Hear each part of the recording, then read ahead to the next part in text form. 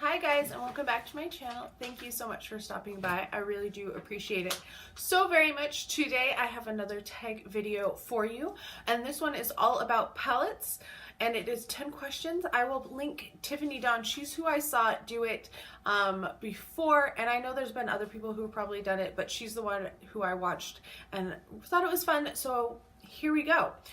The first question is best palette for beginners.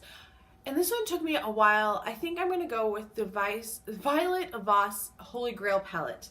And there's a few reasons why. I feel like some of these other palettes would be good too, but they're not as easy to work with. This has just a really good color story. It has lots of lights, which I think help because if you start working with lighter colors and then work darker, I think it's easier than if you start dark because they're not as forgiving. So this is what it looks like. Some really beautiful colors. It does have a lot of browns in there, so you can practice more. So this one is chill, and we got teddy bear. But the thing that I love about this the most are the shimmers. We have cranberry splash and how you doing. So they go on really smooth. They are pretty easy to work with. There's not a ton of fallout, which is another thing. One of the reasons why I decided this one would be more beginner friendly than the next palette, not the next palette I'm talking about, but question 3, that palette. I think it's a great beginner palette, except it's more hard to work with. Best drugstore palette, I'm gonna go with Soda Pop. And I know the lemonade palette, there was a lot of mixed reviews on, and this palette I bought because I thought it was pretty. I really liked the purple, but I wasn't quite sure if how it would perform. But man, I did the most beautiful look this past week with this palette. The purples are really good. Like, you don't usually get purples that are that pigmented and not patchy, and it wore all day, 12 hours later, and it was still on my eyes and it still looked beautiful. So I was really surprised with that. I'll do this one. This is Soda Fizz. That's this color right here. And to tell you the truth, I haven't tried all of the colors, so I'm going to swatch one of them that I haven't tried. Yeah, even that is going on really nice. So I was really impressed. I really like the City mini palettes that Maybelline did, and I think this is the same quality. The lemonade one wasn't as good, but this Soda Pop, great palette. Really pretty color story too. I really like the color story on that one. So those are the first. There's going to be lots of swatch cleaning in this video. Next question is best palette for work/school, and I decided to go with the Soft Glam. This one I think is a beautiful color story, but it is more difficult to work with. That's why I didn't say it would be good for beginners. But this is what this color story is. It just has a lot of really beautiful neutrals, but they're also softer shades, so they're not quite as crazy pigmented. So you can do a more natural look. The shimmers are absolutely gorgeous. So there are 4 of the swatches. Like, just look at how metallic that gold is, and the one next to it, it kind of pales by comparison, but yeah, this is the one that I would choose. What am I doing? For work and school. The next question on here is best palette for natural way to play with color. And I interpreted that as things that would still look pretty natural on your eyes, but that are not so much browns. So I decided the new nude palette by Huda Beauty. I love this palette. It does have the little insert as well. This is what the color story is. It hardly has any brown. This is the closest to brown, but it's not really even brown.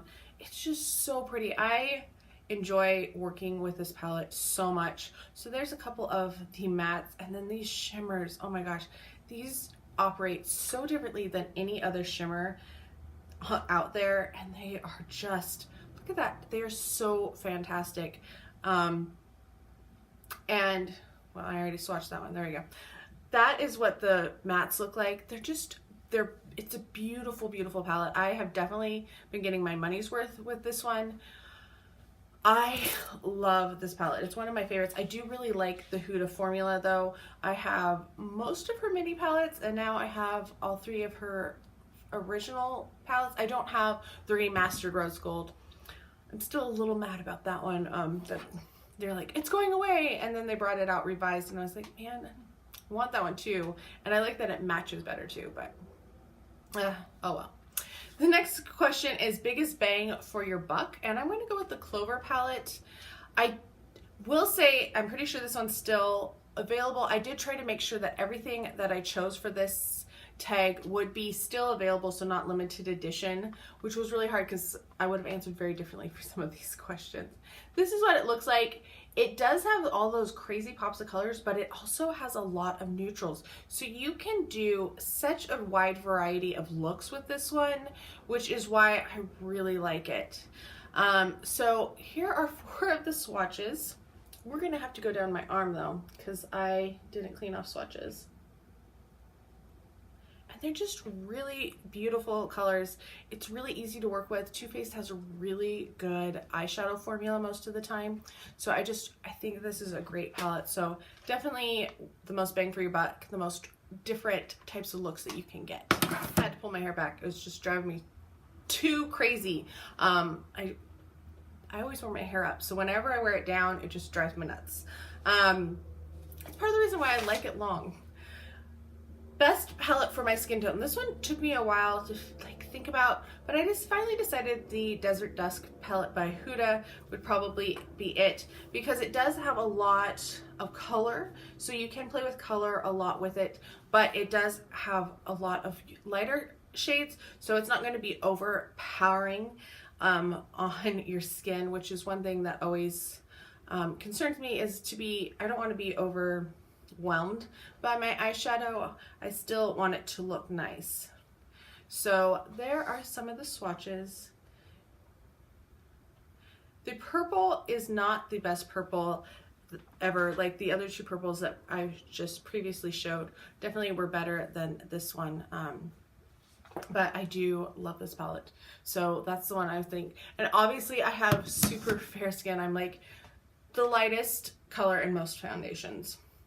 Next up is best palette for hazel eyes, because that is what I have. And I was trying to figure out something that has green, because whenever I wear green, it really makes my eyes look more green, which is really what I like. Like, it makes me happy. So this one I decided is a good one because it does have that pop of green in there. It's not the, most vibrant green ever, but I do love this palette. This is one of my first big purchases palette wise, and I love it. I love the scent. Like, just opening it makes me so happy. But I think it does have a lot of good colors that can enhance that, and then that green looks really pretty. It helps bring out the green in your eyes as well. So that would be my next choice for that. All right, the next question is best all-in-one palette, and I was thinking that probably meant like one that has blusher and bronzer and all of that in it as well. And I don't have many palettes that do that, and most of those are all limited edition. I would say my favorite, the best one, would be the Pineapple palette, but since that was limited edition, I didn't want to say that. So I tried to do something that was more versatile, best all-in-one palettes that you could get like a wide variety of colors. So I decided to do the Tarte's palette. This is the original one. This is what it looks like. It is really super shiny, so it's hard to view, but it does have these awesome, they're supposed to be duochromes. They're not really duochromes, but it has such a wide variety of colors in it, and they're just really pretty all over. So that's why I chose this one. That was a hard question for me because I don't have a lot of all-in-one palettes, because if I do, I just never reach for them, so I don't try to buy them unless there's something special about them, like limited edition. I loved the pineapple packaging and just the color story all over. So that is what those look like. That green is so pretty at the bottom. All right, next question, we're almost done, is best palette for travel.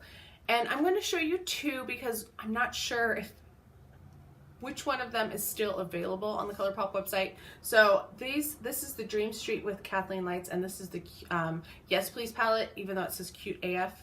I think they're both really great. They're small, they're compact, which is nice. You get a wide variety. This palette has some crazy stuff in it, but I love it. This is the Yes Please palette. They're going to go over on the side. Just really bright, vibrant colors, which is just really pretty. And then the second one that I have here is the Dream Street palette. And it has a really good color story. So it has, like, you could take this and go on a work trip, but if you're staying longer or you want to do something fun on the weekend, you have those colors as well. And then it does have shimmers. It has a little bit of everything. But like I said, ColourPop changes so often that I'm not even sure what they have available right at the moment. But that is what those swatches look like. The final question is one that you don't recommend, and this is going to be really controversial because this is almost everybody's favorite palette. It is not my favorite palette. I have a hard time working with it.